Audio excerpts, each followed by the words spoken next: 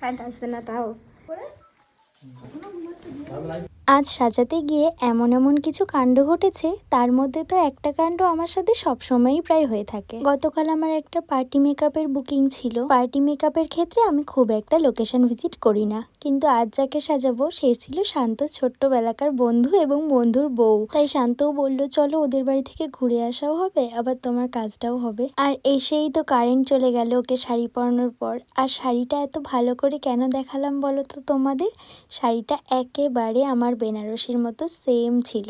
শাড়িটাকে দেখে আমি খুব ইমোশনাল হয়ে পড়েছিলাম, ঠিক যেমন আমার বিয়ের শাড়িটা দেখলে হয়ে যায়। আসলে একেবারে একরকম দুজনার শাড়িটা, শুধু পাড়ের কাজটা আলাদা। যেই সময়টুকুনি কারেন্ট ছিল না সেই সময়টুকুনি কিন্তু আমরা বসে থাকিনি, ফোনের ফ্ল্যাশ দিয়ে কাজটা অনেকটা এগিয়ে নিয়েছিলাম। একেই তো শান্তনুর বান্ধবী, তার উপর আমিও যা বকবক করি, সবাই মিলে খুব কথা বলছিলাম।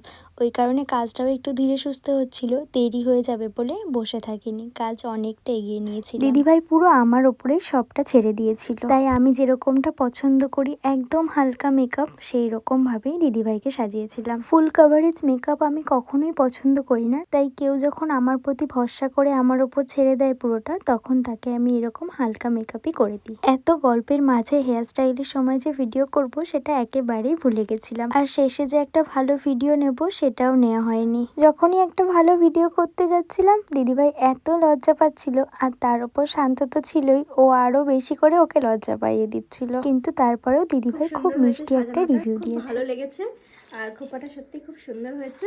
Thank you for you. আর সত্যি কথা খোপাটা খুব সুন্দর হয়েছে, আমার জন্য সুন্দর হয়নি, খোপাটার ফুলগুলো সুন্দর।